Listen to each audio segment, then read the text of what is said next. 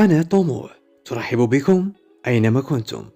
شباب جزائريون يتلقون الإشادة من رواد السوشيال ميديا، وهذا بعد أن صنعوا أجواء جميلة في عيد الفطر لمسنة تعيش وحدها في منزلها.